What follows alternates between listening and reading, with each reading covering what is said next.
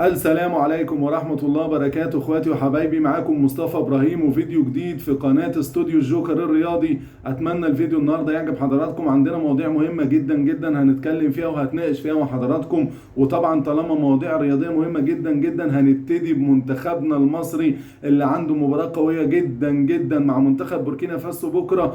المباراة في ملعب بوركينا فاسو، مباراة قوية جدا وهي مباراة الحلم بالنسبة للمصريين ومباراة الحلم بالنسبة للجهاز الفني وكل مسؤول رياضي مصري. هي مباراة الحلم، هي مباراة الصعود لكأس العالم. فاضل على كأس العالم خطوة، ربنا يوفقنا فيها ان شاء الله. الكابتن حسام حسن بيلجأ لطريقة مختلفة المرة دي، بدل ما بيلعب 4-3-3 يلعب 3-5-2 علشان يحقق التوازن الدفاعي والهجومي قدام منتخب بوركينا فاسو، علشان يقدر يفوز بالمباراة ويخرج بأكتر نتيجة إيجابية. بالأخص إن منتخب بوركينا فاسو هو كمان عنده حلم الوصول للمونديال، فرق بيننا وبينهم 5 نقاط. لو هم لا قدر الله قدروا يفوزوا، وهيبقى الفرق هيكون نقطتين بيننا وبينهم، وبالتالي المنافسة هتكون قوية جدا جدا على بطاقة التأهل بين منتخب مصر وبين منتخب بوركينا فاسو. ولكن الحقيقة منتخب مصر بيستعد بقوة بطريقة مختلفة. أتمنى التوفيق لمنتخب مصر. بكرة المباراة هتتلعب على ملعب 4 أغسطس، لأول مرة الملعب ده يتلعب عليه كورة من 4 سنين، ووسط 35 ألف مشجع. والمباراة هتكون الساعة 4 العصر بتوقيت بوركينا فاسو طبعا، وكلها عوامل بتصعب من المباراة على منتخب مصر. أتمنى المنتخب يكون مستعد ليها بشكل قوي، أتمنى المنتخب يكون عنده الخطة والفكر الكامل والتوازن بين الهجوم والدفاع ويقدروا يخرجوا بنتيجة إيجابية. الكابتن حسام حسن قرر إن هو يصطحب جميع اللاعبين معاه لبوركينا فاسو، وهو 25 لاعب. دي السكواد والقائمه بتاعته. في حراسه المرمى محمد الشناوي ومصطفى شوبير ومحمد صبحي وعبد العزيز البلعوطي، واخد 4 حراس مرمى واخد القائمه كامله. وطبعا دول مش هيدخلوا قائمة المباراة كلهم. في خط الدفاع موجود اللاعب رامي ربيعة، وموجود خالد صبحي، وموجود عمرو الجزار، وموجود حسام عبد المجيد، وموجود محمد ربيعة، وموجود محمد هاني، واحمد عيد طبعا من المصري، وموجود محمد حمدي، وموجود احمد نبيل كوكا. طبعا ده خط الدفاع بتاع منتخب مصر، خط دفاع قوي جدا جدا. وخط الوسط ايضا قوي، فيه لعيبه مميزه جدا في خط الوسط مع الكابتن حسام حسن: نبيل عماد دونجا، ومروان عطيه، ومحمود صابر، ومهند لاشين، واحمد السيد زيزو، ومحمود حسن تريزيجيه. خط وسط ناري الحقيقه. وايضا موجود عمر مرموش نجمنا المحترف في الدوري الانجليزي في مانشستر سيتي، وابراهيم عادل برضو لاعب قوي جدا وبيلعب في الجزيره الاماراتي طبعا كلنا عارفينه. وفي خط الهجوم اللاعب محمد صلاح، واللاعب مصطفى محمد، واللاعب اسامه فيصل. بالتوفيق للفراعنه المصريين ان شاء الله، بكره يفرحونا ويقدروا يفوزوا من قلب بوركينا ان شاء الله. مش هنصعب المهمه على نفسنا ونقدر نكسب. الكابتن حسام حسن كل تركيزه دلوقتي ان هو بيحط خطه العبور المباراه علشان يتاهل بدون النظر لاخر مباراتين. النهارده المنتخب كان بيخوض المران الوحيد ليه والاخير طبعا على نفس الملعب، ودي شروط الفيفا ان انت المران الختامي قبل المباراه بتلعب على الملعب اللي هيتلعب عليه المباراه. طبعا دي مباراه مصيريه ومباراه مرتقبه جدا، ومباراه هتكون قويه جدا ان شاء الله. دي الجوله الثامنه نقدر نحسم منها الصعود ونقدر نصعد لكاس العالم 2026، والمنتخب يفرحنا ويرجع ان شاء الله سالم غانم وفايز في المباراه ان شاء الله. الكابتن حسام حسن الحقيقه في المران بتاع النهارده كان حط الرتوش الاخيره على خطه تحجيم منتخب بوركينا فاسو علشان منتخب مصر يفوز بال3 نقاط، ودي حاجه مهمه جدا لمنتخب مصر. وزي ما قلت لحضراتكم الفوز يعني التاهل لكاس العالم 2026، او ايضا التعادل باي نتيجه. يعني الحمد لله هو هيأجل الصعود منتخب مصر، ولكن تعادل هيكون مفيد طبعا لمنتخب مصر. يحتاج نقطه واحده من المباراتين اللي بعد كده.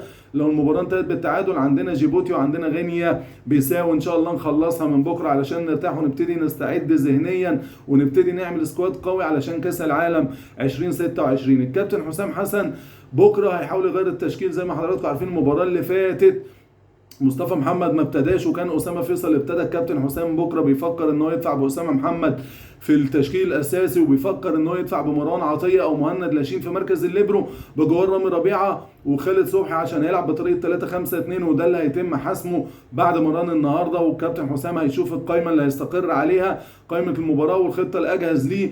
طبعا الاستاد ده يا جماعه استاد بوركينا فاسو قوي ليه؟ هم زي ما قلت لحضراتكم من 4 سنين ما بيتلعبش عليه. هو الحقيقه الاستاد ده في العاصمه بتاعه بوركينا وجادوجو، طبعا دي العاصمه بتاعه بوركينا فاسو. الملعب بيسع ل 35,000 متفرج، وده الملعب الرسمي اللي بيخوض فيه منتخب بوركينا فاسو المباريات الدوليه بتاعته.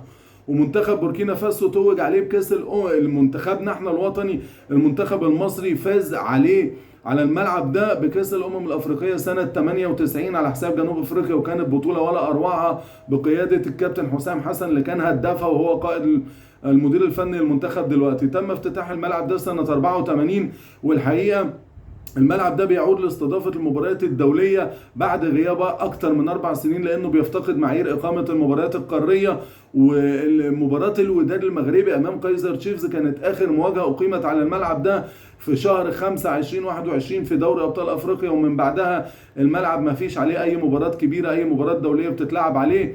الحقيقة الملعب ده احنا لينا معاه تاريخ جميل، علشان في 28 من شهر فبراير سنة 98 زي ما قلت لحضراتكم على الملعب ده في العاصمة البركونية. الحقيقة ان احنا كتبنا التاريخ في الملعب ده بعد طبعا بقيادة الجنرال الراحل محمود الجوهري ربنا يرحمه يا رب. كان حسم لقب بطولة افريقيا في وقتها بعد ما فزنا على منتخب جنوب افريقيا 2-0 في المباراة النهائية. النسخة دي كانت الحقيقة اتلعبت في بوركينا فاسو، وكنا متألقين جدا وكنا مميزين جدا، وطبعا كان في حاجات تكتيكية لمنتخب مصر وقتها كان جميل جدا. وعلى نفس الملعب تشاء الاقدار ان برضه هو بيستعد الملعب ده لاستضافة مواجهة مصرية طبعا هتكون جديدة ما بين منتخب مصر وما بين منتخب بوركينا فاسو. زي ما قلت لحضراتكم الفوز يعني الصعود، وبيستعد منتخبنا بقوة تحت القيادة الفنية للكابتن حسام حسن، وهو احد ابناء جيل 98 واحد ابناء جيل الكابتن محمود الجوهري. طبعا الكابتن حسام حسن هيخوض مواجهة مصيرية بعد ما خاضها، كان لاعب ضد جنوب افريقيا وفاز بالبطولة في 98، هيخوضها وهو مدير فني ضد منتخب بوركينا فاسو صاحب الارض في الجولة الثامنة قبل نهاية التصفيات بجولتين علشان يتأهل لكأس العالم 2026 بأمريكا. إن شاء الله الفوز يكون حليف لمنتخب مصر ويقدر منتخب مصر يفوز. زي ما حضراتكم عارفين منتخب مصر بيتصدر ترتيب المجموعة في التصفيات بتاعته، الحقيقة عنده 19 نقطة، وترتيب المجموعة فيها أكتر من فريق، منتخبنا بيتصدرها 19 نقطة. بعد كده منتخب بوركينا فاسو في المركز الثاني عنده 14 نقطة، ومنتخب سيراليون عنده 9 نقاط، ومنتخب غينيا بيساو عنده 7 نقاط، ومنتخب اثيوبيا عنده 6 نقاط، ومنتخب جيبوتي عنده نقطة واحدة. دول الست فرق اللي في المجموعة او الست منتخبات. زي ما قلت لحضراتكم منتخب مصر بيحتاج غدا الفوز قدام بوركينا علشان يقدر يحسم الصعود، او التعادل يأجل الصعود للجولات اللي بعدها. دون يعني المنتخب لو فاز بكره ان شاء الله مش هينظر لاي نتائج اخرى خلاص، لان لو منتخبنا كسب بكره يبقى عنده 22 نقطه، ومنتخب بوركينا فاسو هيكون زي ما هو 14. لو فاز في اخر مباراتين مش هتفيده باي حاجه، ولكن التعادل هيخلي رصيد مصر عند 20 نقطه، ومنتخب بوركينا فاسو هيكون 15 نقطه. وفي وقتها يحتاج منتخب مصر النقطة واحدة من آخر مباراتين زي ما قلت لحضراتكم هيكونوا قدام جيبوتي وغينيا بيساو، أو منتخب مصر يفوز في واحدة فيهم أو يتعادل في المباراتين. المهم إن هو هيكون محتاج نقطة واحدة، وإن شاء الله دي هتكون فرصة مصر. وطبعا عموما في وقتها المواجهات المباشرة هتكون هي الفيصل، حال تساوي اي فرقتين في عدد النقاط بنهايه التصفيات، وان شاء الله ده مش هيحصل تحت اي ظرف. منتخبنا بكره هيكسب ويفرحنا ويبعد عن اي حسابات بيرما كنا بنتعرض ليها قبل كده. منتخب بوركينا فاسو قوي جدا في التصفيات ده، والدليل ان هو منافس مباشر لينا وعنده 14 نقطه ولسه فاضل له 3 ماتشات بما فيهم ماتش مصر. يعني الحقيقه لو كسبهم لا قدر الله بالاخص ماتشنا هيقدر يرفع رصيده من النقاط لاكتر من 14 نقطه. منتخب بوركينا فاسو منتخب قوي، والحقيقه الدليل على قوته ان هو تخيلوا يا جماعه القيمه التسويقيه للاعبي منتخب بوركينا فاسو 108 مليون و630 الف يورو. طبعا قيمه تسويقيه عاليه، وقيمه تسويقيه بتدل ان هو عنده محترفين ولاعبين اقوياء. تصنيف الفيفا منتخب بوركينا فاسو رقم 63 عالميا، ومتوسط اعمار اللاعبين 26 سنه وشهر تقريبا، واغلى لاعب عندهم ادماندو بتسوانا بقيمه 35 مليون يورو. ده اغلى لاعب في منتخب بوركينا، والمدرب بتاعهم اسمه براما تراوري عنده 63 سنه. والمنتخب ده يا جماعه من زمان داخل القاره الافريقيه، والحقيقه ليه صولاته وجولاته، منتخب جيد مش سيء، ودلوقتي الكرة بتتطور. اللقب بتاع المنتخب ده اسمه منتخب الخيول، والهداف بتاعهم برتراند تراوري عنده 20 هدف، ده هداف منتخب بوركينا فاسو. منتخب قوي جدا. بالتوفيق لمنتخبنا المصري، وكل الدعم للكابتن حسام وجهازه علشان نوصل للمونديال. الحقيقة مع تحفظي على طريقة لعب المنتخب، لكن ما باليد حيلة، بلدنا وبنحبها جدا جدا. طيب نروح بقى نخرج من اخبار منتخبنا المصري ونروح بقى الاهلي نادينا الحبيب واخباره اللي دايما مفرحانا وبنحب نعرف كل خبر عنه، لان تشجيع الاهلي بالنسبه لنا كاهلاويه هو حياه بالنسبه لنا. بنحب النادي الاهلي ودايما بنحب نعرف اخباره وبنهتم بيها.